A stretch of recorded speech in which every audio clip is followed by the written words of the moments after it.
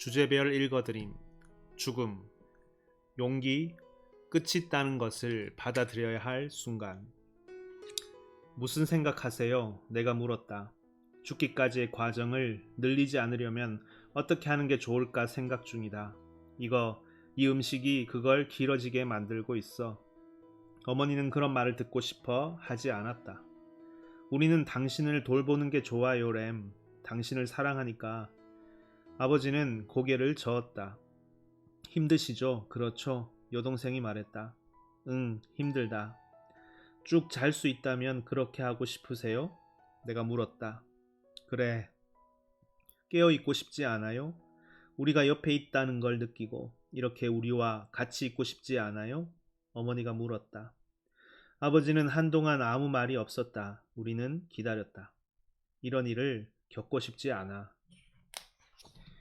기원전 380년 플라톤은 대화편 중 하나인 라케스를 집필했다. 책에서 소크라테스는 아테네 장군 2명과 함께 대화를 나눈다. 언뜻 보기에는 무척 단순한 질문에 대한 답을 찾기 위한 대화다. 바로 용기란 무엇인가에 대한 것이다. 라케스와 니시아스는 소년들에게 군사 훈련을 시킬 때 갑옷을 입혀야 하는지를 두고 논쟁을 벌이다가 답을 찾으려고 소크라테스를 찾아간다. 니시아스는 갑옷을 입혀야 한다는 쪽이고 라케스는 그렇지 않다는 쪽이다. 먼저 소크라테스가 묻는다. 자, 훈련의 궁극적인 목적은 뭔가요? 그러자 두 사람 모두 용기를 북돋우기 위해서라고 답한다. 다시 한번 소크라테스가 묻는다. 용기는 뭘까요? 그러자 라케스는 영혼이 뭔가를 견뎌내는 힘이라고 말한다. 소크라테스는 이 말에 그다지 호응하지 않는다. 그는 견뎌내는 것보다 후퇴, 심지어 도주를 하는 것이 더 용감한 행동일 때도 있지 않느냐고 지적한다.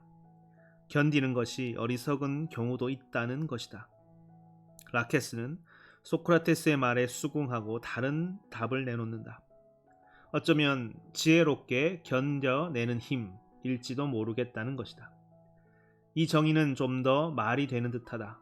그러나 소크라테스는 용기가 지혜와 꼭 밀접하게 연결돼 있어야 하는 덕목인지 묻는다.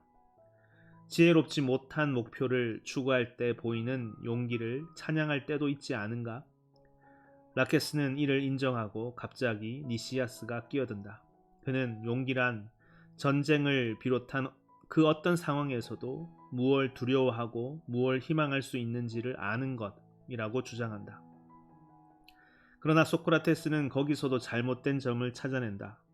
미래에 대한 완벽한 지식 없이도 용기를 내는 것이 가능하기 때문이다. 사실 그래야 할 때가 많다. 두 장군은 어찌할 바를 모른다. 이야기는 두 장군이 용기에 대한 최종 정의를 내리지 못한 상태에서 끝난다. 그러나 독자인 우리가 결론을 내리는 것은 가능하다. 용기란 무엇을 두려워하고 무엇을 희망할 수 있는지에 대한 지식을 직면할 수 있는 힘이다. 그리고 지혜란 분별력 있고 신중한 힘이다. 나이 들어 병드는 과정에서는 적어도 두 가지 용기가 필요하다. 하나는 삶의 끝이 있다는 현실을 받아들일 수 있는 용기다. 이는 무엇을 두려워하고 무엇을 희망할 수 있는지에 대한 진실을 찾으려는 용기다. 그런 용기를 갖는 것만도 어려운 일이다. 우리는 이런저런 이유로 그 진실을 직면하기를 꺼린다. 그런데 이보다 훨씬 더 어려운 용기가 있다. 바로 우리가 찾아낸 진실을 토대로 행동을 취할 수 있는 용기다. 문제는 어떤 것이 현명한 길인지 알기 어려운 때가 너무도 많다는 점이다. 오랫동안 나는 이게 단지 불확실성 때문이라고 생각했다. 무슨 일이 일어날지 알기 어려우면 무슨 일을 해야 할지 아는 것도 어렵다. 그러나 나는 우리에게 닥친 문제가 그보다 훨씬 근본적인 데 있다는 걸 깨닫게 됐다. 우리는 자신의 두려움과 희망 중 어느 것이 더 중요한지를 판단해야 한다. 오하이오주에서 보스턴으로 돌아와 병원에서 일하는데 한밤중에 호출이 왔다. 주얼 더글러스 할머니가 다시 병원으로 돌아왔다는 것이었다. 주월 할머니는 먹은 걸 모두 개원했다. 암이 악화되고 있었던 것이다. 지난번에 퇴원한 후 석 달이 반이 흐른 시점이었다. 내가 예상했던 것보다는 길었지만 할머니가 기대했던 것보다는 짧았다. 지난 일주일 내내 증상이 점점 심해지고 있었다. 배가 부풀어 오르는 것으로 시작해서 움켜쥐는 듯한 위경련이 일어났고 연이어 구역질과 구토가 시작됐다. 암 주치의가 할머니를 곧장 병원으로 보냈고 스캔 결과 난소암이 상당히 크게 자라서 장을 일부 막고 있는 게 보였다. 게다가 이번에는 복부에 물도 차 있었다. 이전에는 없던 문제였다. 종양이 림프 시스템을 꽉 막고 있어서 생긴 일이었다. 림프 시스템은 신체 내벽에서 분비되는 윤활액이 한 군데 고이지 않게끔 하는 배수관 역할을 맡고 있다. 따라서 이 시스템이 막히면 윤활액이 갈 곳을 잃는다. 폐암을 앓았던 세라 모노폴리처럼 횡격막 위에서 막힐 경우 가슴이 늑골로 둘러싸인 접이식 물통처럼 돼버려서 액체가 꽉 차는 바람에 호흡이 곤란해진다. 한편 주월 할머니처럼 횡격막 아래에서 막히면 풍선이 물이 차듯 배가 부풀어 오르면서 터질 것 같은 느낌이 든다. 주월 할머니의 입원실로 들어가 보니 스캔 결과를 보지 않았다면 그녀의 상태가 얼마나 위중한지 전혀 모를 정도의 분위기였다. 아이고 이게 누구야? 할머니는 내가 칵테일 파티에라도 들어선 듯 반갑게 맞아줬다. 잘 지냈어요, 선생님? 그건 제가 여쭤봐야 할 것 같은데요. 내가 말했다. 할머니는 밝게 웃으며 병실에 있는 사람들을 소개했다. 이쪽은 우리 남편 아서예요.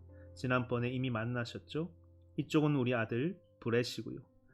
할머니는 나를 미소 짓게 만들었다. 밤 11시였고 물 한 모금이라도 삼키면 바로 개워내는 상황이었지만 여전히 립스틱을 바른 채 은발을 단정히 빗은 모습으로 식구들을 소개하고 있었다.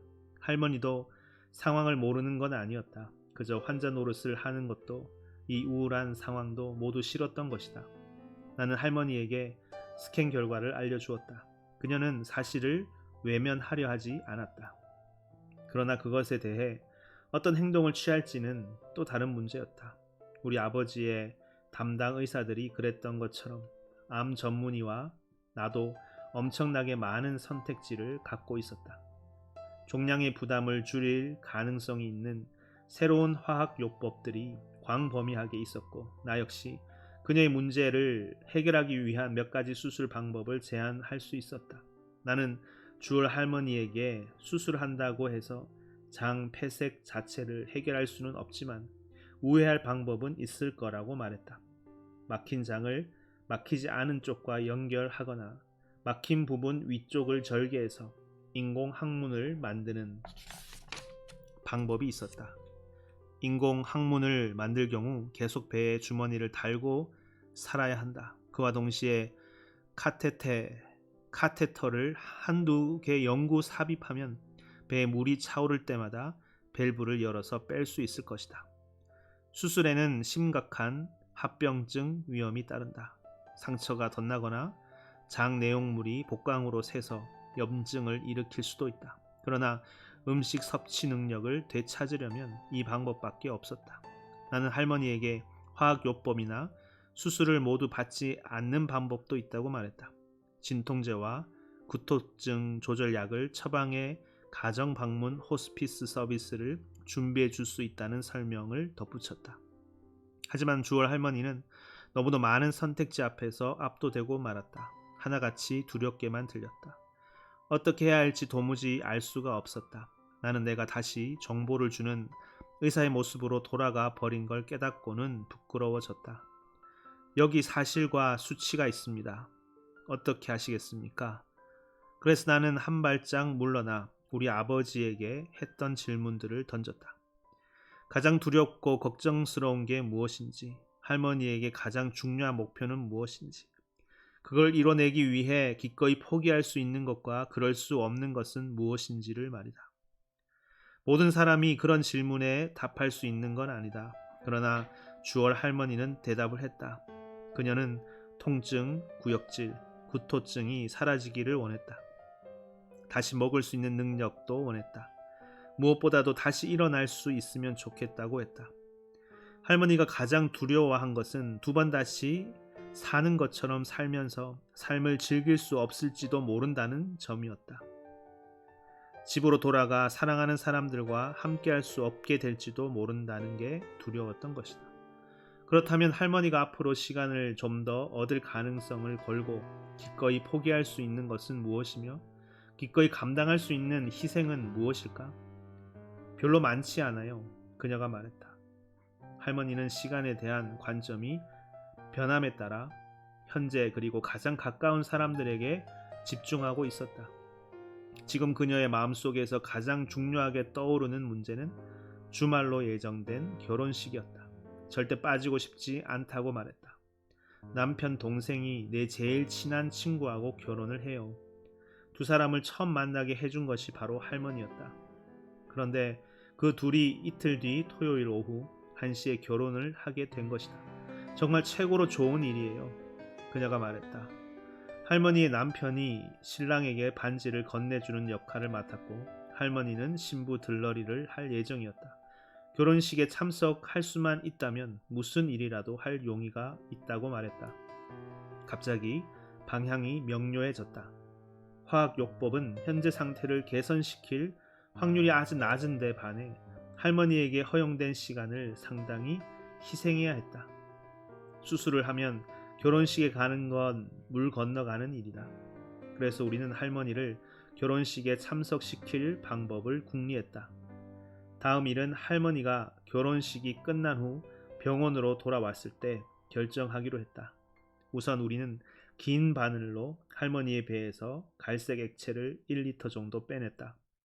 그러고 나니 임시 방편이긴 하지만 몸 상태가 좀 나아진 느낌이 들었다. 할머니의 구역질을 제어할 수 있는 약도 처방했다. 탈수가 일어나지 않을 만큼만 물을 마실 수도 있었다. 금요일 오후 3시 우리는 사과 주스보다 진한 건 아무것도 마시지 말고 결혼식이 끝나자마자 돌아와야 한다는 당부와 함께 할머니를 퇴원시켰다. 하지만 주월 할머니는 결국 결혼식에 가지 못했다. 그날 밤 다시 병원으로 돌아와야 했기 때문이다. 흔들리고 덜컹거리는 차를 타는 것만으로도 구토가 다시 시작됐다. 배를 쥐어 짜는 듯한 통증도 재발했다. 집에 도착했을 즈음에 상황이 더 악화됐다. 우리는 이제 수술이 최선의 선택이라는 데 합의를 보고 그 다음 날로 수술 일정을 잡았다. 나는 그녀의 음식 섭취 능력을 회복시키고 배수관을 설치하는 데 초점을 맞출 생각이었다. 화학요법을 치료를 받을지 호스피스 케어를 받을지는 그 다음에 생각하기로 했다. 주월 할머니는 분명한 목표가 있었고 이를 이루기 위해 무엇을 하기 원하는지에 대해서도 그 누구보다 명확하게 이해하고 있었다. 하지만 할머니는 여전히 확신하지 못하는 구석이 있었던 것 같다. 다음날 아침 내게 수술을 취소해 달라고 말한 것이다. 두려워요. 그녀가 말했다. 수술할 용기가 나질 않는다는 것이었다. 밤새 잠을 이루지 못한 채 온갖 생각을 떠올렸다는 것이다. 통증, 배수관, 인공 항문에 주머니를 달고 살아야 하는 수치스러움, 그리고 예측할 수 없는 합병증에 대한 공포까지 너무나 많은 두려움이 밀려왔다. 위험을 감수하고 싶지가 않아요. 이야기를 나누다 보니 이건 할머니가 위험을 감수하고 행동할 용기가 부족해서 생긴 일이 아니라는 게 점점 명확해졌다. 할머니는 자신이 처한 공경에 대해 어떻게 생각하고 대처해야 할지 몰랐던 것이다. 그녀는 고통받는 게 가장 두렵다고 말했다. 고통을 줄이려고 수술하기로 한 건데 그로 인해 고통이 더 늘어날 수도 있는 것 아닌가? 나는 그렇다고 답했다. 그럴 가능성이 있다고 말했다. 할머니는 수술을 통해 음식 섭취 능력을 회복하고 구역질에서도 벗어날 가능성이 컸다. 하지만 상황을 개선시키지 못한 채 혹은 더 악화시킨 채 고통만 증가시킬 확률도 상당히 컸다. 나는 수술로 할머니의 미래, 적어도 가까운 미래가 나아질 확률이 75% 정도 되지만 상황을 더 악화시킬 확률도 25% 정도는 된다고 추정했다. 그렇다면 할머니는 어떻게 해야 옳은 것일까? 그리고 왜 이 선택을 하는 것이 그토록 어렵고 괴로운 일일까? 나는 이 경우 선택이라는 게 단순히 얼마나 위험한지를 확률로 계산하는 것보다 복잡한 일이라는 걸 깨달았다. 한쪽에는 구역질이 사라지고 다시 음식을 먹을 가능성이 놓여 있고, 다른 한쪽에는 통증, 감염, 그리고 배에 달린 주머니로 대변을 배출하며 살게 될 가능성이 놓여 있다. 하지만 이걸 어떻게 수치로 비교할 수 있는가?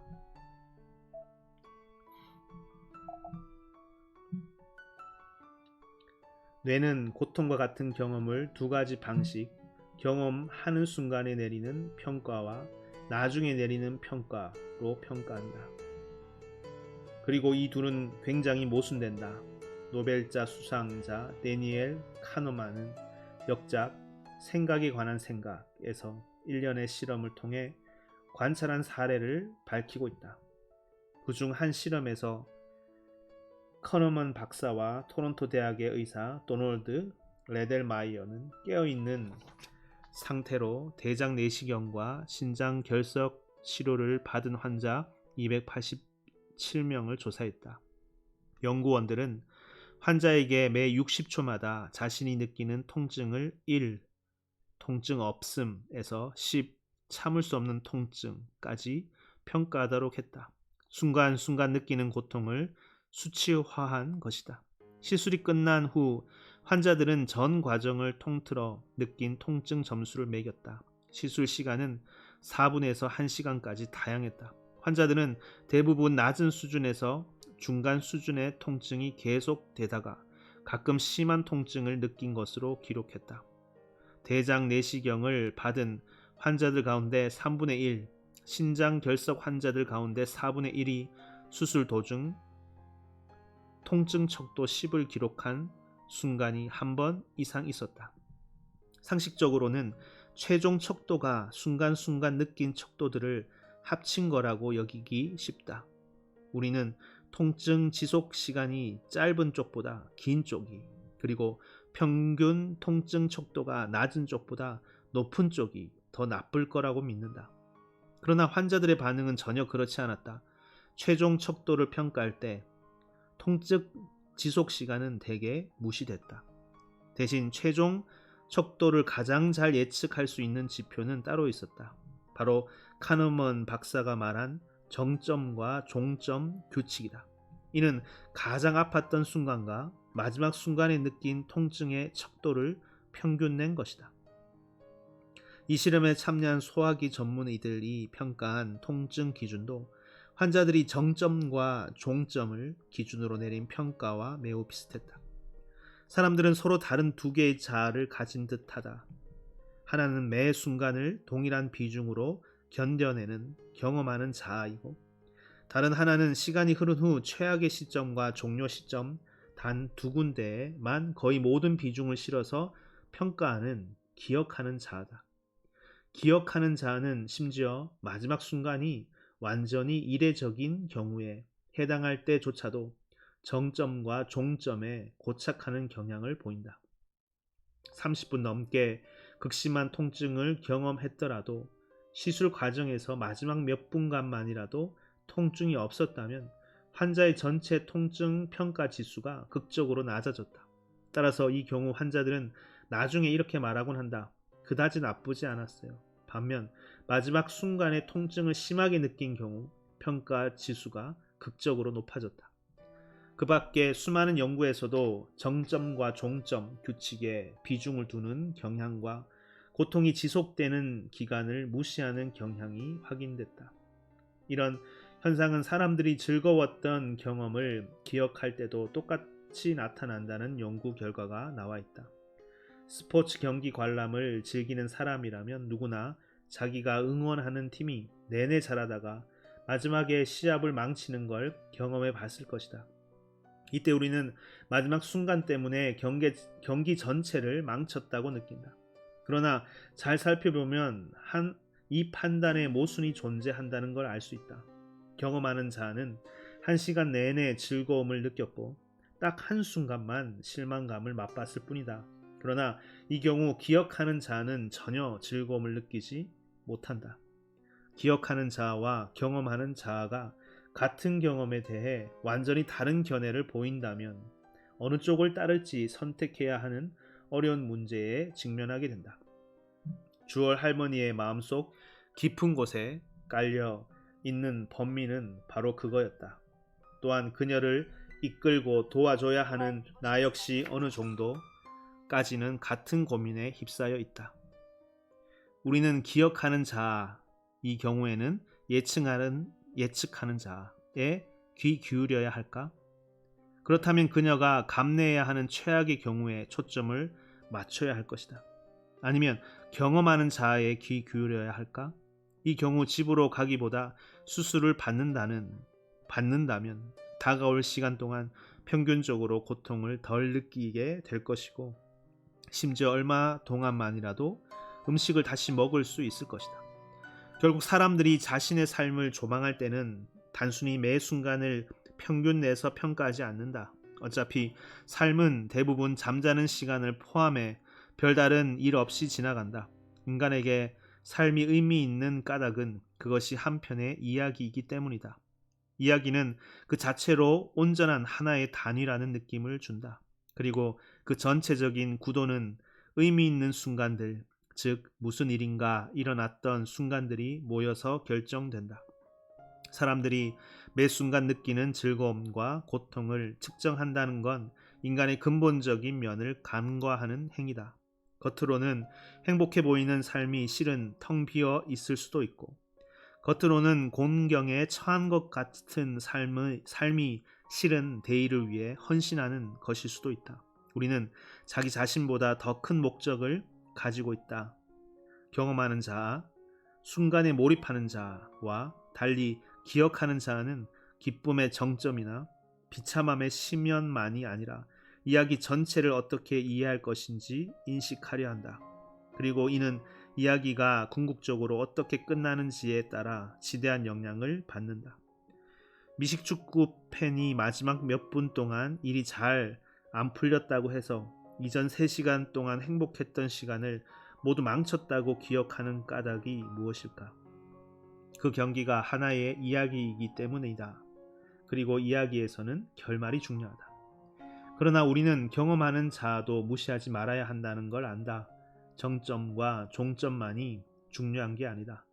기억하는 자와 꾸준한 행복감보다 순간적으로 강렬한 기쁨을 맛보는 걸 더 선호하기 때문에 그다지 현명하다고는 볼 수 없다. 우리의 마음은 모순된 구조로 되어 있다. 커너먼은 말한다. 우리는 기쁨과 고통을 경험하는 기간에 대해 강력한 선호 체계를 갖고 있다. 고통은 짧게, 기쁨은 길게 지속되기를 원한다. 그러나 우리의 기억은 고통이나 기쁨이 가장 강렬했던 순간, 정점과 이야기가 끝났을 때의 감정을 가장 뚜렷이 기억하도록 진화해 왔다.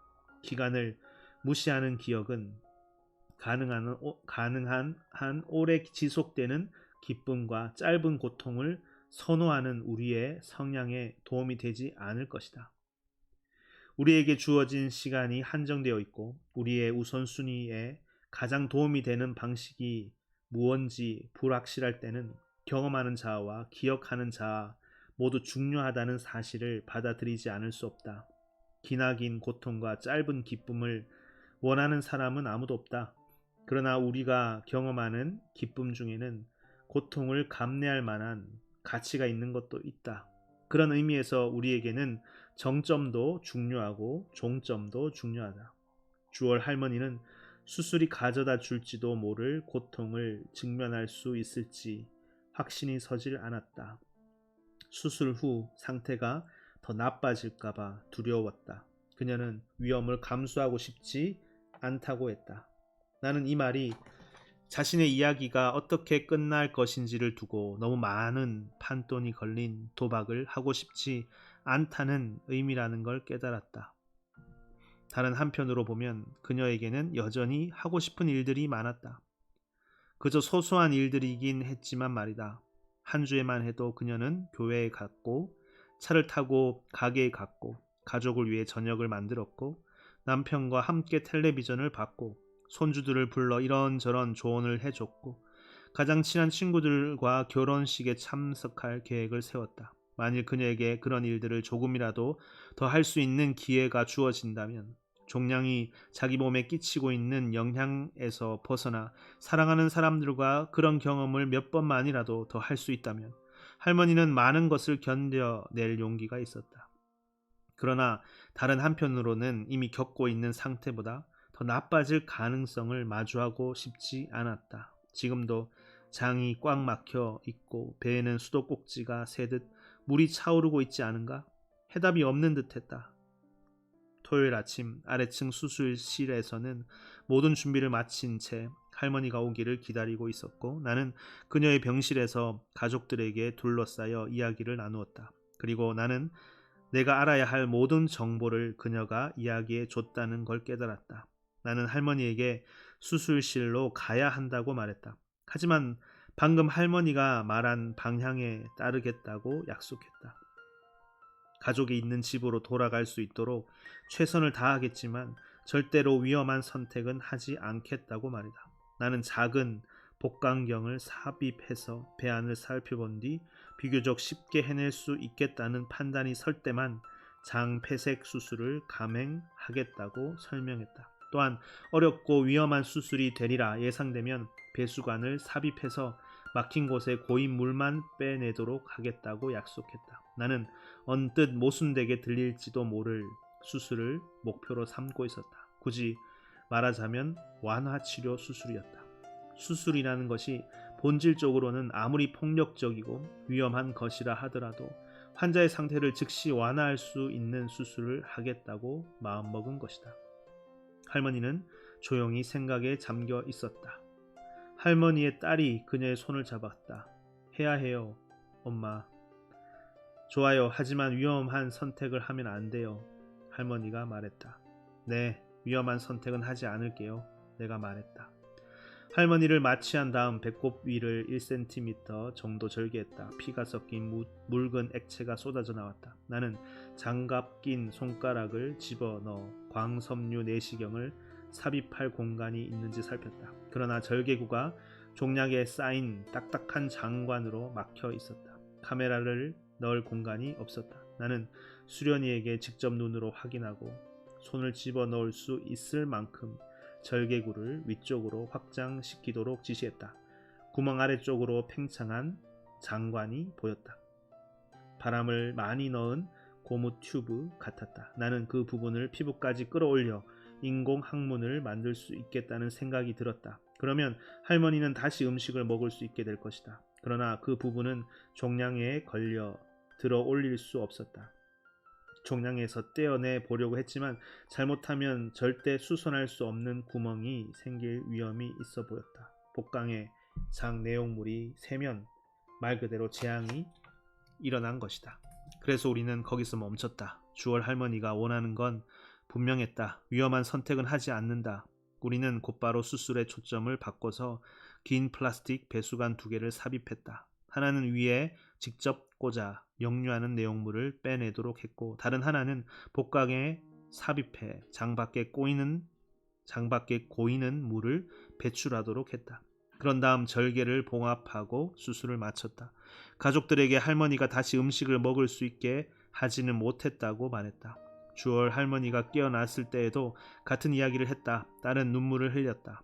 남편은 시도라도 해줘서 고맙다고 말했다. 그리고 할머니는 용감한 표정을 짓기 위해 애를 썼다. 어차피 난 음식에 그다지 집착하지 않아요. 그녀가 말했다. 삽입관은 할머니의 통증과 구역질을 상당 부분 감소시켰다. 90% 줄었어요. 할머니가 말했다. 간호사들은 구역질이 느껴질 때 위 삽입관을, 배가 너무 팽팽하게 느껴질 때 복부 삽입관을 여는 방법을 가르쳐줬다. 그리고 우리는 할머니가 원한다면 뭐든 마셔도 되고 음식의 맛을 느끼고 싶다면 유동식 정도는 먹어도 된다고 말했다. 줄 할머니는 수술한 지 사흘 만에 집으로 돌아가 호스피스 케어를 받기 시작했다. 퇴원하기 전 암 전문의와 암병동 간호사가 할머니를 만나러 왔다. 할머니는 그들에게 시간이 얼마나 남았는지 물었다. 두 사람 다 눈물을 글썽거렸어요. 할머니가 말했다. 그게 답이었죠. 퇴원한 지 며칠 후 주월 할머니와 가족들은 내가 일을 마친 다음 잠깐 들를 수 있게 허락해줬다. 할머니가 직접 문을 열어주었고 삽입관 때문에 가운을 입고 있다며 사과를 했다. 우리는 거실로 들어가 자리를 잡았고 나는 그녀에게 요즘 어떻게 지내는지 물었다. 할머니는 잘 지내고 있다고 말했다.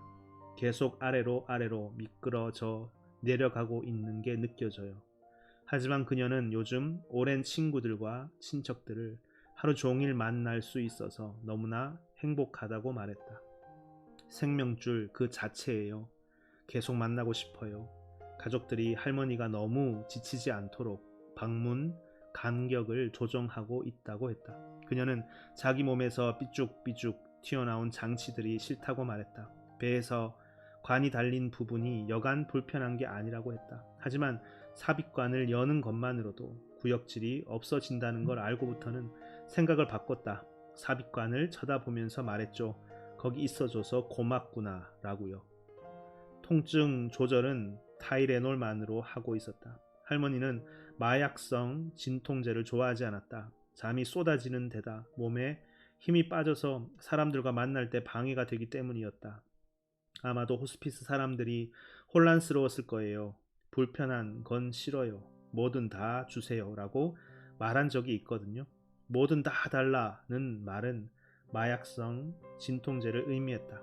하지만 아직 그 정도는 아니에요. 우리는 주로 할머니의 추억들에 대해 이야기했다. 좋은 기억들이 많았다. 그녀는 자신이 신과 사이좋게 지내게 됐다고 말했다. 나는 그녀의 집을 나서면서 적어도 이번만은 일을 제대로 했다는 느낌이 들었다. 주월 할머니의 이야기는 그녀가 마음속에 그리던 대로 끝나가고 있지 않았지만 그럼에도 자신에게 가장 중요한 일을 선택할 기회는 가질 수 있었다.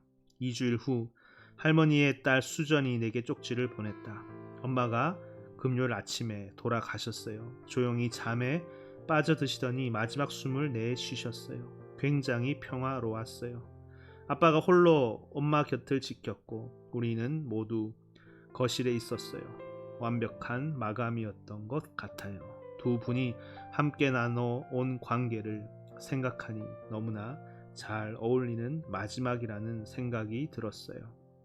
삶의 마지막 단계를 제어할 수 있다는 개념을 제안한다는 것은 보통 조심스러운 일이 아니다. 마지막 순간을 진정으로 제어할 수 있는 사람은 아무도 없다. 우리 삶을 지배하는 것은 결국 물리학과 생물학 그리고 우연일 뿐이다.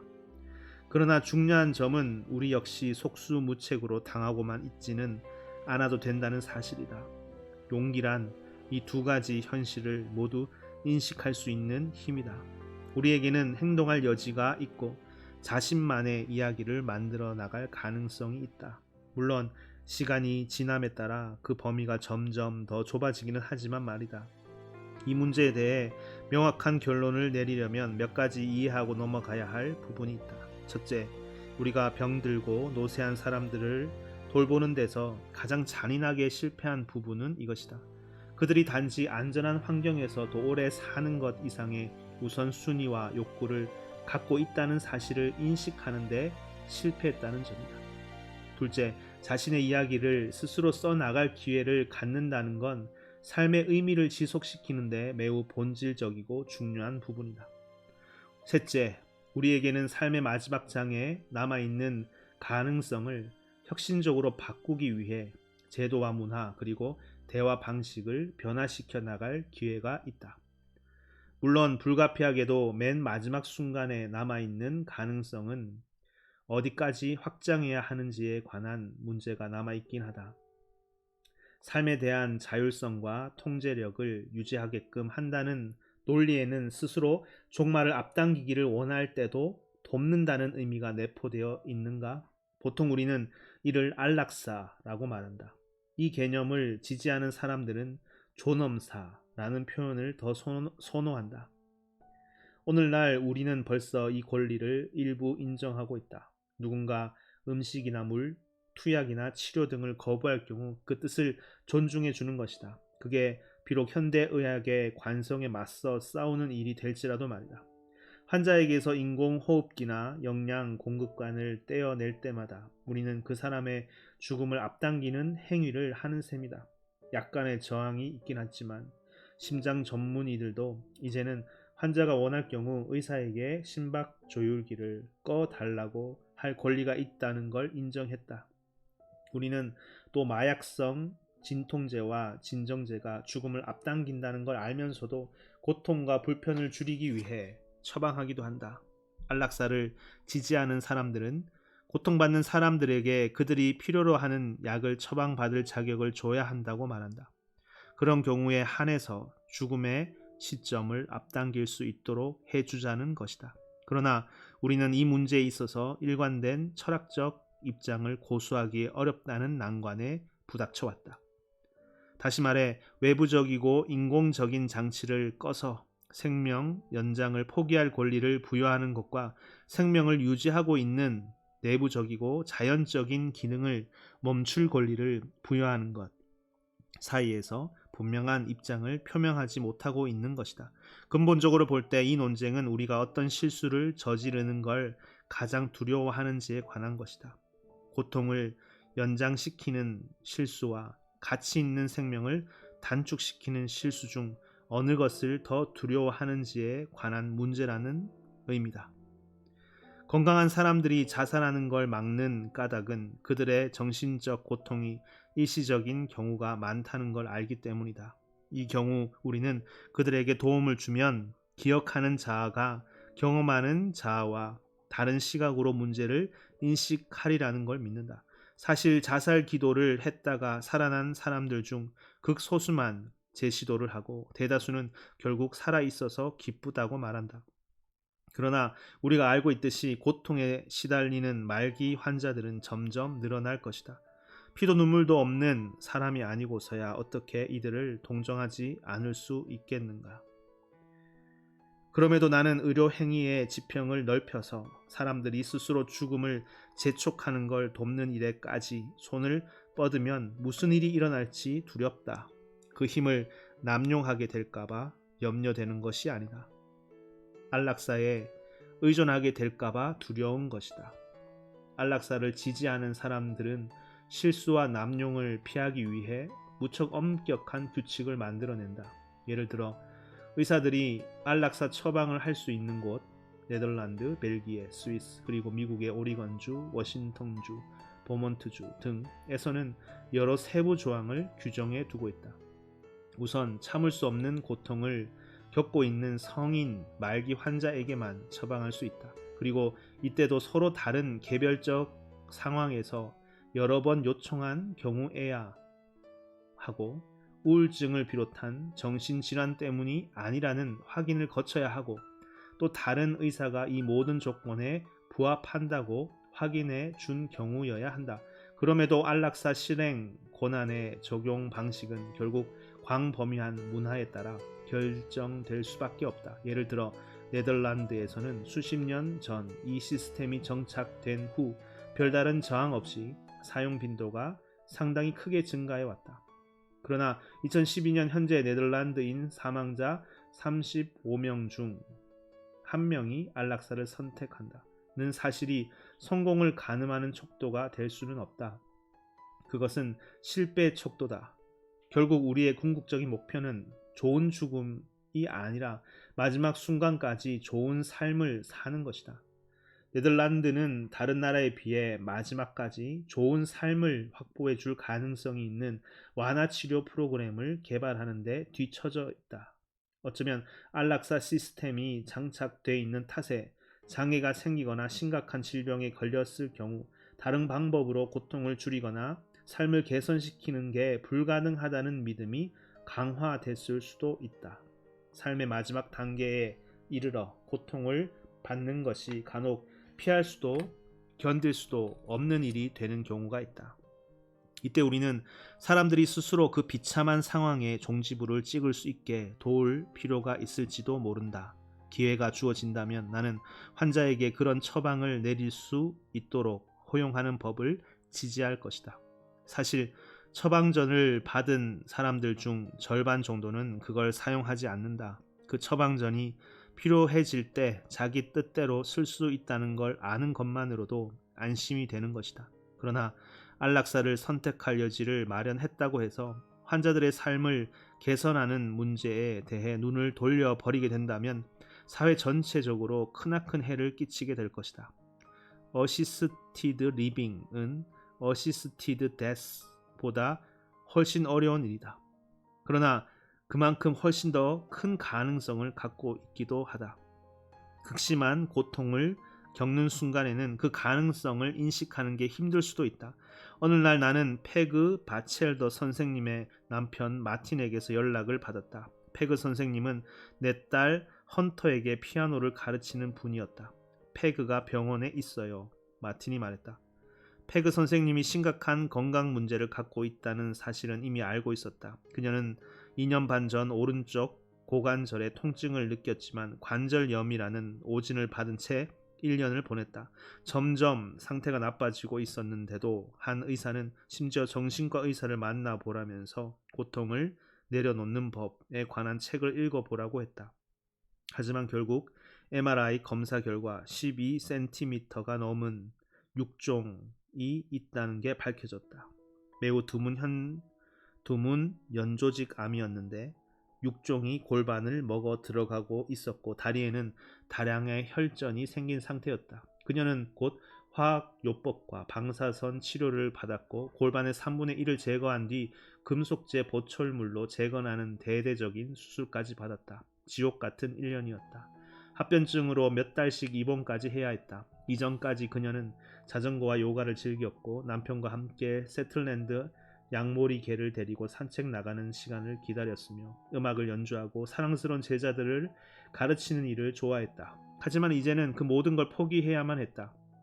그러나 결국 페그 선생님은 회복되어 학생들을 다시 가르치기 시작했다. 목발을 짚어야 걸어 다닐 수 있었지만 그것 말고는 다시 우아한 예전의 모습을 되찾았고 배우겠다는 학생이 줄을 섰다. 당시 62살이었던 그녀는 큰 키에 커다랗고 둥근 안경을 쓰고 있었고 숱이 많은 젓갈색 머리를 단발로 단정하게 자른 모습이었다. 페그 선생님은 사랑스럽고 상냥한 성품이어서 인기가 많았다.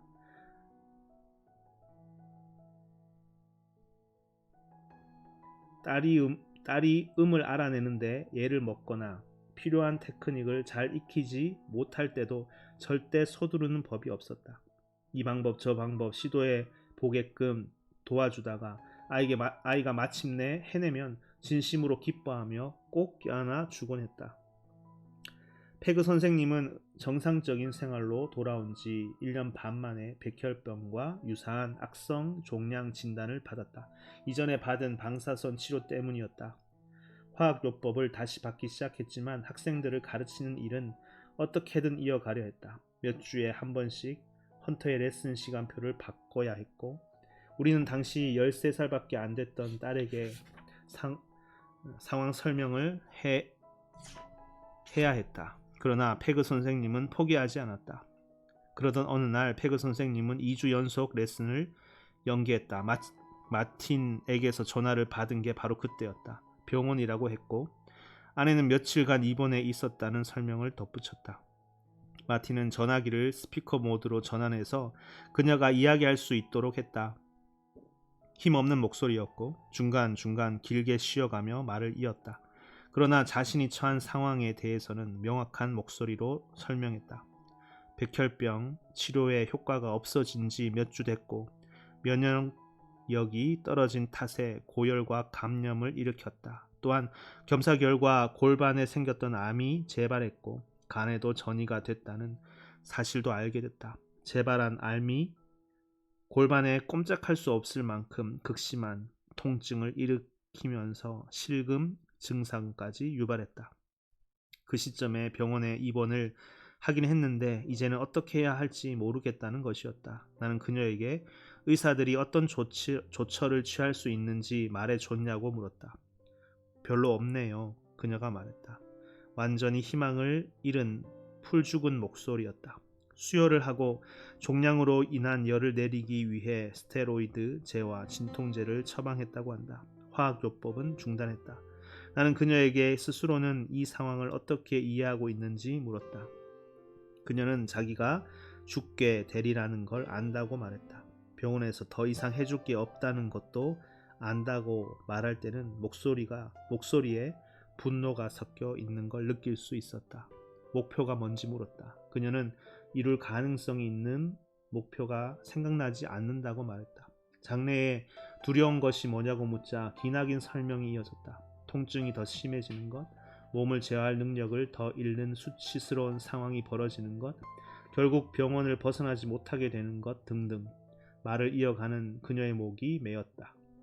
병원에 며칠이나 있었는데 점점 더 나빠지기만 했고 살 날이 얼마 남지 않은 것 같아 두렵다고 했다. 나는 병원에서 호스피스 케어에 대해 들은 게 있는지 물었다. 그녀는 듣기는 했지만 무슨 도움을 받을 수 있는 건지 잘 모르겠다고 했다. 페그 선생님과 비슷한 상황에 처한 이들 중에는 존엄사를 선택할 권리가 주어질 경우 그렇게 할 사람들이 있을 것이다. 다른 선택의 여지가 없다는 게 분명해 보인다면 그것만이 유일하게 스스로를 제어할 기회라고 생각할 수 있기 때문이다. 마틴과 나는 호스피스 케어를 받아보자고 설득했다. 나는 적어도 그렇게 하면 집에라도 돌아갈 수 있을 것이고 생각보다 많은 도움을 받을 수 있을지도 모른다고 말했다. 또한 호스피스 케어의 목표가 적어도 이론적으로는 환자가 처한 상황에서 가능한 한 최상의 나날을 보낼 수 있도록 돕는 데 있다고 말했다. 그 상황에서 가능한 최상의 상태를 어떻게 정의하든 말이다. 페그 선생님이 좋은 날을 보낸 게 상당히 오래된 일 같다는 말도 덧붙였다. 맞아요. 상당히 오래됐어요. 그녀가 말했다. 나는 좋은 날 하루 그것만으로도 기대할 가치가 있는 것 아니겠느냐고 말했다. 페그 선생님은 나와 통화를 끝낸 후 48시간이 채 지나지 않아 호스피스 케어를 신청하고 집으로 돌아갔다. 나는 헌터에게 페그 선생님이 더 이상 레슨을 할 수 없게 됐으며 곧 돌아가시게 될 거라는 소식을 전했다. 헌터는 큰 충격을 받았다. 선생님을 너무 좋아했기 때문이다. 딸아이는 한 번 더 선생님을 볼 수 있는지 물었다. 하지만 나는 그럴 수 없을 거라고 말해야만 했다. 며칠이 지난 후 우리는 놀라운 전화를 받았다. 페그 선생님이 왔다. 그녀는 헌터가 원한다면 다시 레슨을 시작하고 싶다고 말했다. 헌터가 오고 싶어 하지 않는다 해도 이해하고 얼마나 레슨을 더 할 수 있을지는 모르지만 시도는 해보고 싶다고 했다. 호스피스 케어를 받고 다시 레슨을 하는 게 가능해질 줄은 몰랐다. 페그 선생님은 물론이고 나 역시 상상하지 못한 일이었다. 그러나 호스피스 간호사인 데보라가 페그 선생님을 만나 그녀의 삶에서 가장 소중한 것이 무엇인지, 가능한 한 가장 좋은 날을 보낸다는 게 그녀에게 어떤 의미인지 이야기를 나눴다. 그런 다음 두 사람은 그것을 가능하게 할 방법을 모색하기 시작했다. 처음에 페그 선생님의 목표는 일상생활의 어려움을 극복하는 것이었다. 호스피스 팀은 1층에 병원 침대를 설치해서 그녀가 침실로 가기 위해 계단을 오르내리지 않아도 되게 했다. 침대 옆에는 이동식 변기를 가져다 놓았고 몸을 씻거나 옷을 입을 때 도와줄 도우미도 구해줬다. 또한 통증을 완화하기 위해 몰핀, 가바펜틴, 옥시코돈을 처방했고 그 약들로 인해 혼미해지는 증상은 메틸페니데이트를 사용해서 효과적으로 잡았다. 페그 선생님은 일상적인 문제들을 제어할 수 있게 되자 불안감이 많이 사라졌다. 그녀는 곧 좀 더 높은 목표를 잡았다. 페그는 가장 중요한 문제에 초점을 맞췄다. 훗날 마틴은 그렇게 말했다. 남은 나날을 어떻게 살고 싶은지 명확하게 깨달았죠. 집에서 시간을 보내는 것과 아이들을 가르치는 것, 그게 아내가 원하는 것이었어요. 매번 레슨을 가능하게 하려면 많은 계획과 전문가들의 도움이 필요했다. 데보라는 페그 선생님에게 약의 용량을 조절하는 방법을 가르쳐 줬다. 레슨을 하기 전에 모르핀을 추가로 투여했어요. 레슨을 할 수 있을 만큼 편안하게 만들면서도 정신이 혼미해지지는 않을 정도의 용량을 투여하려면 기술이 필요했어요. 마틴이 당시를 회상하며 말했다. 그럼에도 페그 선생님은 레슨을 손꼽아 기다렸다. 아내는 레슨을 하기 몇 시간 전부터 활기에 넘쳐 있었어요. 심지어는 레슨이 끝난 다음에도 며칠간 그 활기가 계속되곤 했죠. 그녀에게는 아이가 없었고 제자들이 그 빈자리를 메우고 있었다. 그녀는 자신이 사라지기 전에 아이들에게 꼭 가르쳐주고 싶은 것들이 남아 있었다. 소중한 친구들에게 작별 인사를 하고 제자들과 이별하기 전에 조언을 남기는 것이 아내에게는 굉장히 중요한 일이었어요. 페그 선생님은 호스피스 케어를 받기 시작한 후 6주를 더 살았다. 그 사이 헌터는 4주 동안 레슨을 받았고 마지막 2번의 연주회가 열렸다. 하나는 당시 페그 선생님에게서 배우고 있던 초등학생 아이들의 연주회였고 다른 하나는 전국 각지에서 찾아온 옛 제자들의 연주회였다. 모두들 그녀의 집 거실에 모여 사랑하는 선생님을 위해 브람스, 드보르작, 쇼팽, 베토벤을 연주했다. 이른바 기술 사회가 되면서 우리는 학자들이 죽는 자의 역할이라고 부르는 개념을 잊고 말았다. 그것이 삶의 마지막을 향해 가는 시점에서 사람들에게 얼마나 중요한지를 잊어버린 것이다. 사람들은 추억을 나누고 애정이 담긴 물건과 지혜를 물려주고 관계를 회복하고 이 세상에 무엇을 남길지 결정하고 신과 화해하고 남겨질 사람들이 괜찮으리라는 걸 확실히 해두고 싶어한다. 자신의 이야기를 자기가 원하는 방식으로 마치고 싶은 것이다.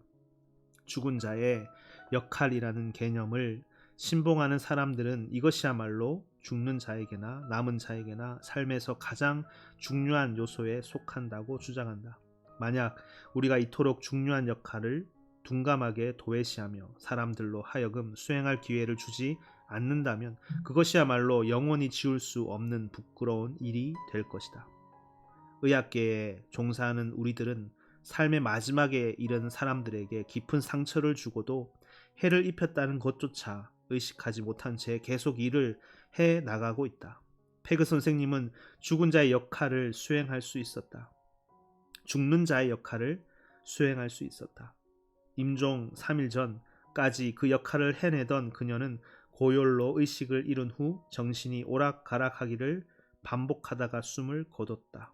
그녀에 대한 마지막 추억이 생각난다. 아이들과 함께한 마지막 음악회가 끝나갈 무렵이었을 것이다. 그녀는 사람들이 모여있는 데서 조금 떨어진 곳으로 딸아이를 데려간 다음 음악책을 한 권 건네면서 아이의 어깨를 꼭 감싸 안았다. 너는 아주 특별한 아이란다. 그녀가 헌터의 귀에 속삭였다.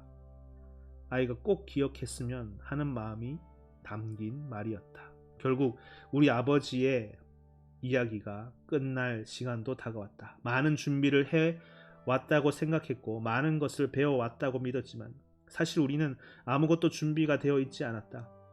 이른 봄날 호스피스 케어를 받기 시작한 이후로 아버지는 비록 완벽하지는 않더라도 관리는 가능한 새로운 안정기에 접어든 듯했다.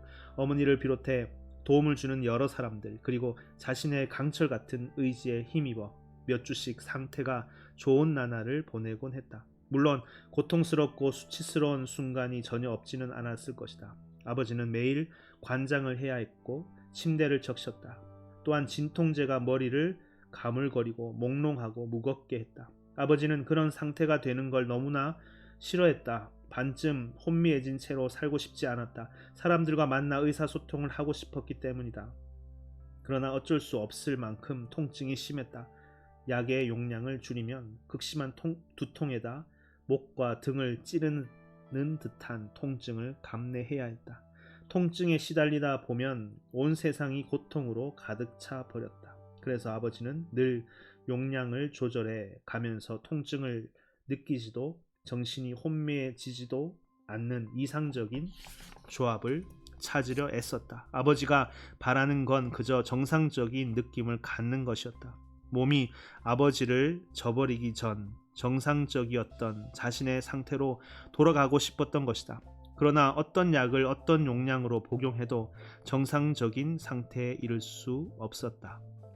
그러나 이 정도면 괜찮은 수준이라고 받아들일 만한 상태에 이를 수는 있었다.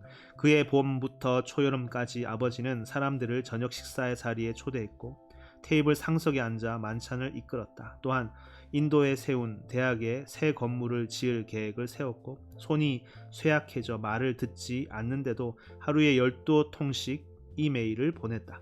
아버지와 어머니는 거의 매일 밤 영화를 한 편씩 봤고 윈블던 대회 때는 노박 조코비치가 챔피언이 될 때까지 2주일 내내 열렬히 응원했다. 그 무렵 여동생이 바로 그 사람인 것 같은 느낌이 든다는 새 남자친구를 소개했고 두 사람은 결국 결혼을 했다. 아버지는 너무나 행복해했다. 날마다 살만한 가치가 있다고 느끼게 만드는 순간이 있었다. 그리고 그런 날이 몇 주를 지나 몇 달까지 계속되면서 그런 식으로 좀 더 오랜 시간을 보낼 수 있을 것 같기도 했다. 돌이켜보면 결코 그렇게 될 수 없다는 걸 보여주는 징후들이 있었다. 체중이 계속 감소했고 필요한 진통제 양이 점점 늘어났다. 8월 초에는 한 이틀 정도 아버지에게서 전혀 알아볼 수 없는 이메일이 계속 날아들었다. 아툴리에게 니은 가얼 구 케이는 수드로 시작하는 메일도 읽었다. 맨 마지막에 받은 메일에서 아버지는 이렇게 말했다.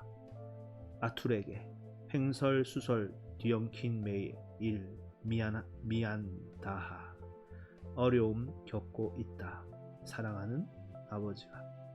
아버지는 전화 통화를 할 때도 말이 점점 느려졌고 한마디를 끝낼 때마다 긴 침묵이 흘렀다. 아버지는 이따금 뭔가 혼동할 때까지 할 때가 있고 의사소통을 하는데 어려움이 있다고 설명했다. 이 메일도 처음에 쓸 때는 말이 된다고 생각하는데 나중에 읽어보면 도통 무슨 말인지 모를 때가 많다고 했다. 아버지의 세상이 점점 닫혀가고 있었다. 그러던 어느 날 어머니에게서 전화가 왔다. 8월 6일 토요일 아침 9시경이었다. 겁이 질린 목소리였다. 아버지가 깨어나질 않아. 어머니가 말했다. 아버지가 숨은 쉬는데 깨울 수가 없다는 것이었다. 우리는 약 때문이라고 생각했다. 아버지가 전날 밤 마약 성분이 있는 부프레노르핀을 한 알 다 먹겠다고 고집을 피웠다는 것이다. 평상시에는 반알만 먹던 약이었다. 어머니가 말렸지만 소용없었다. 아버지가 화를 내며 통증을 완전히 없애고 싶다고 했다는 것이다. 그리고 이제 아버지는 깨어나질 못하고 있었다. 어머니는 의사 모드로 돌아가 동공이 축소된 걸 보니 마약성 진통제 과다 복용의 징후인 게 분명하다고 결론 지었다. 우리는 약효가 떨어지기를 기다리기로 했다. 3시간이 지난 후 어머니가 다시 전화를 했다. 어머니는 호스피스 팀이 아니라 구급차를 불렀다고 말했다. 아버지가 파랗게 질려가고 있어. 아툴. 어머니는 병원 응급실에서 전화를 하고 있었다. 혈압이 50밖에 안 돼. 아직 의식이 없고 혈중 산소 농도가 낮아.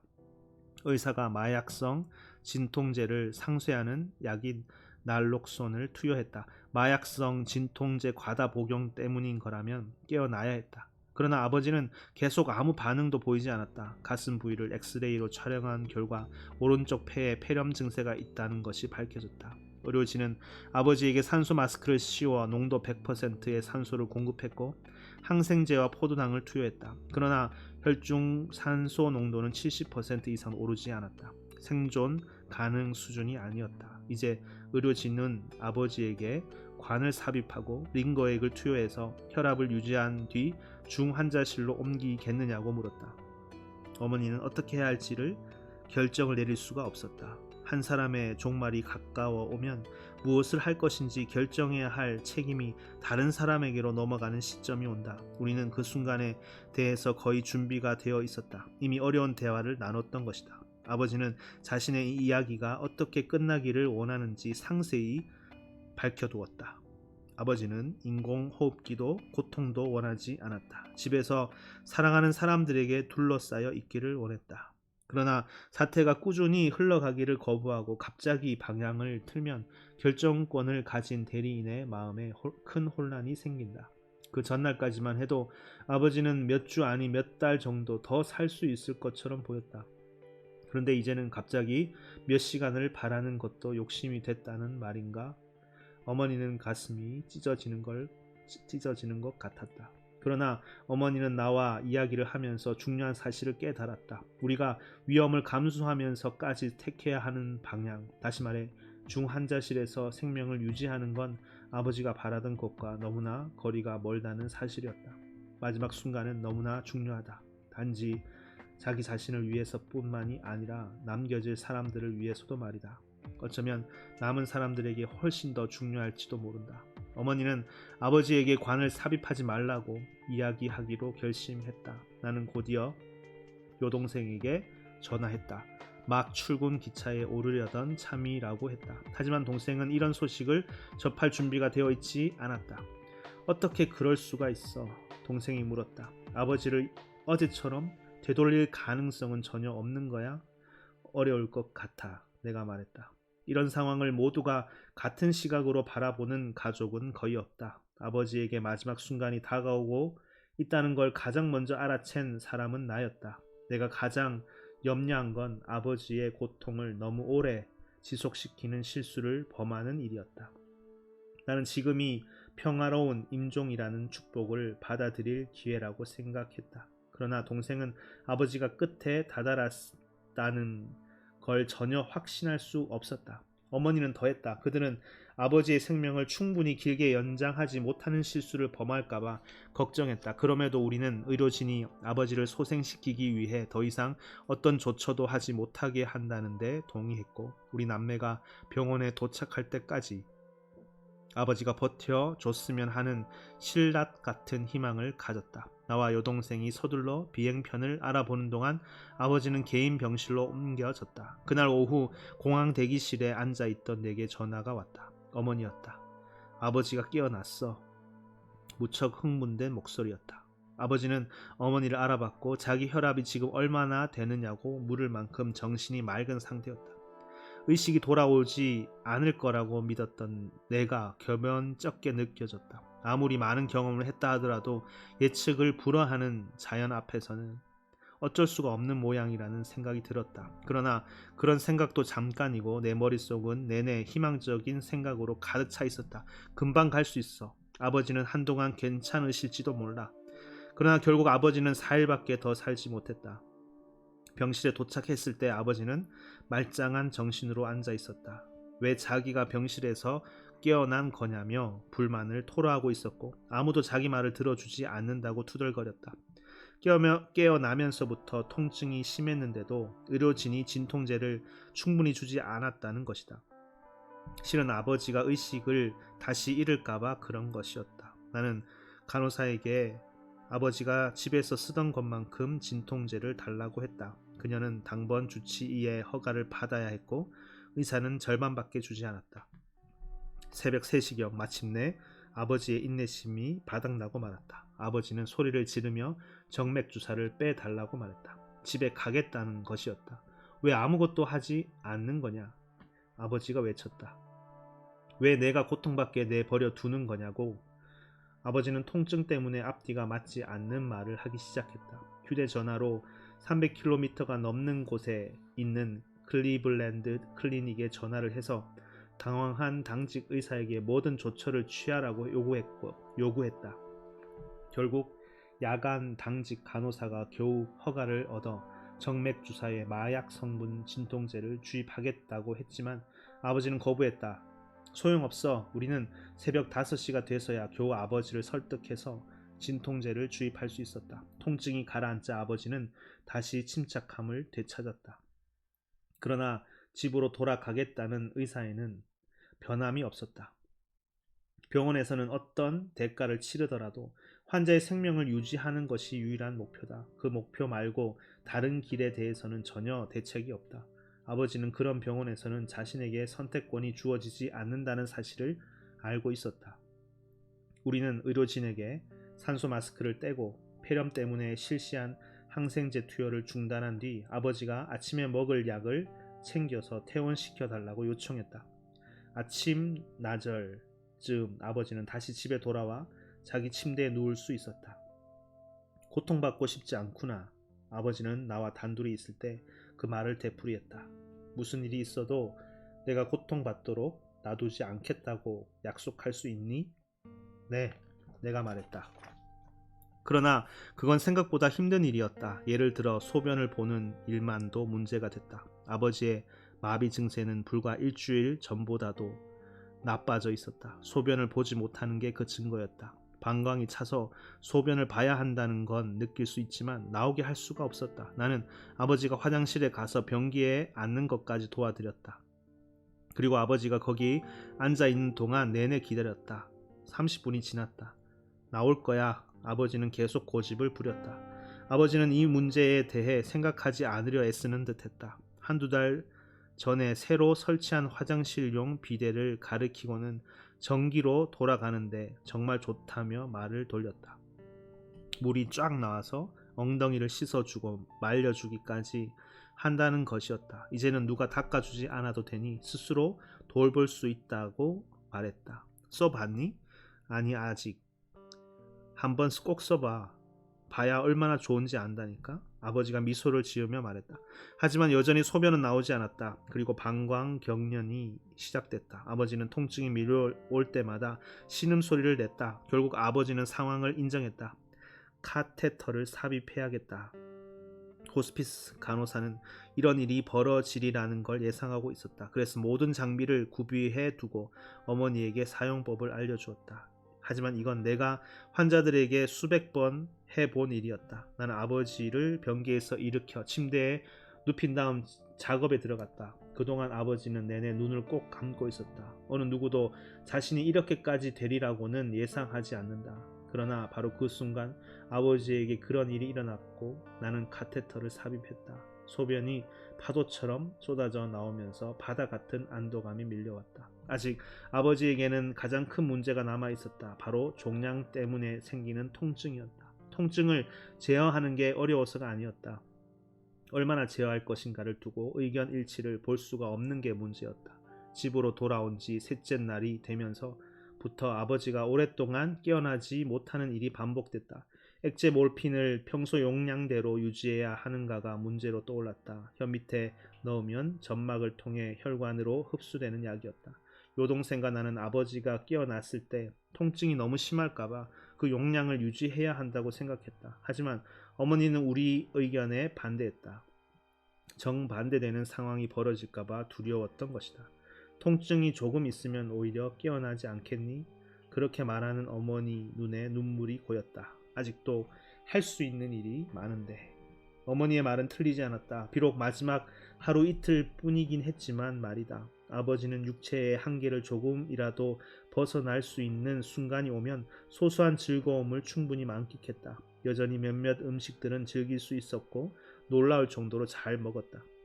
차파티빵, 밥, 완두콩, 커리, 감자, 렌즈콩, 다알, 처트니 소스, 그리고 어릴 때 먹던 달콤한 맛의 디저트, 시라 등 온갖 음식들을 주문했다. 또 아버지는 손주들하고 전화통화를 했고 사진을 정리했으며 다 끝내지 못한 프로젝트들에 대한 당부사항을 남겼다. 아버지는 그야말로 신락 같은 생명의 끈에 매달려 있었고 우리는 그 모습을 지켜보며 괴로워했다.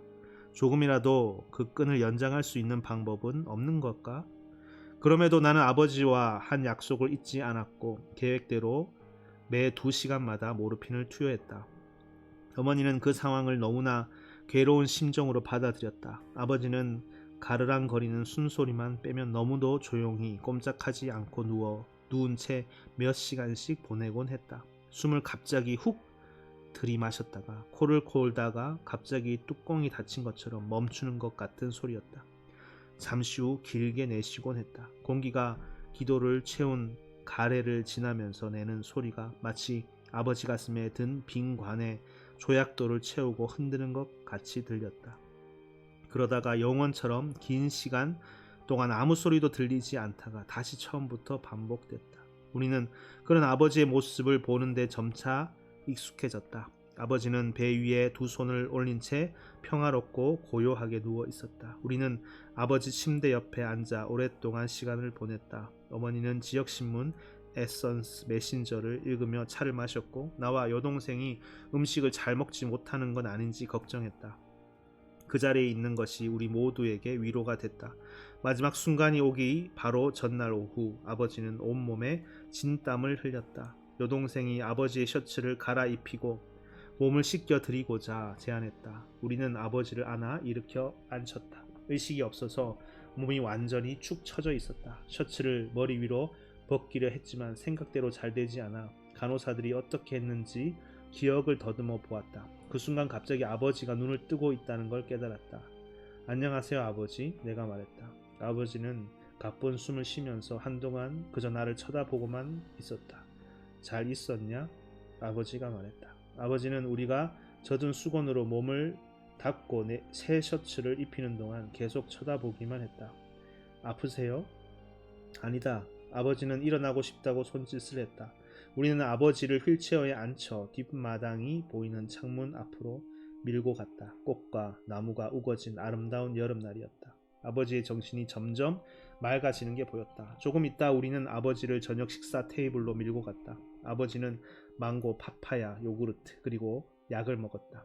호흡이 정상으로 돌아왔지만 아버지는 생각에 잠겨 침묵을 지켰다. 무슨 생각하세요? 내가 물었다.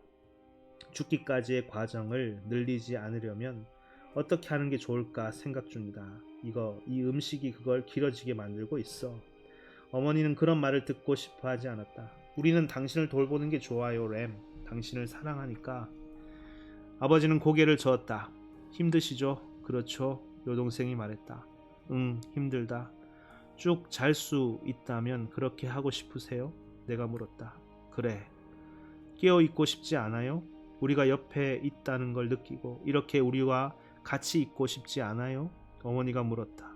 아버지는 한동안 아무 말이 없었다. 우리는 기다렸다. 이런 일을 겪고 싶지 않아. 마지막 날 아버지가 겪은 고통은 딱히 육체적인 것은 아니었다.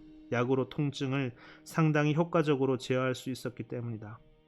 아버지는 이따금 어렴풋이 의식의 표면으로 떠오를 때면 우리 목소리를 듣고 미소를 지었다. 하지만 완전히 정신이 들었을 때는 아직 끝나지 않았다는 걸 깨달을 수밖에 없었다.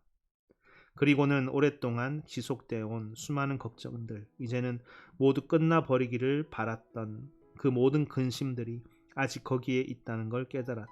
그건 단지 육체적인 문제만이 아니었다. 아버지를 더 고통스럽게 만든 건 오히려 마음의 문제였다. 정신적인 혼돈, 끝내지 못한 일들과 어머니에 대한 걱정, 그리고 자신이 어떻게 기억될까에 대한 우려 같은 것들이었다. 이제 아버지는 깨어 있을 때보다 잠들어 있을 때 평화를 느꼈다. 자연의 한계에 도달한 지금 아버지가 자신의 이야기에서 마지막으로 원한 것은 평화로움이었다. 마지막으로 의식이 돌아왔을 때 아버지는 손주들이 보고 싶다고 말했다. 하지만 아이들은 거기에 없었고 나는 대신 아이패드에 있는 사진을 보여드렸다. 아버지는 눈을 크게 뜨고 활짝 미소 지었다. 그리고는 모든 사진을 하나하나 눈에 담았다. 아버지는 다시 무의식으로 빠져들었다. 호흡이 한 번에 20에서 30초씩 멈추는 일이 반복됐다. 이제 끝인가 하면 호흡이 다시 시작되곤 했다. 그렇게 몇 시간이 흘렀다. 아버지 곁을 지키며 어머니와 동생은 이야기를 나누고 있었고 나는 책을 보고 있었다. 오후 6시 10분쯤 결국 마지막 순간이 왔다. 나는 아버지의 호흡이 이전보다 더 오래 멈춰 있다는 걸 깨달았다. 아버지가 멈춘 것 같아요. 내가 말했다. 우리는 아버지에게 다가갔다. 어머니가 아버지의 손을 잡았다. 우리는 아무 말 없이 귀를 기울였다. 아버지는 더 이상 숨을 쉬지 않았다.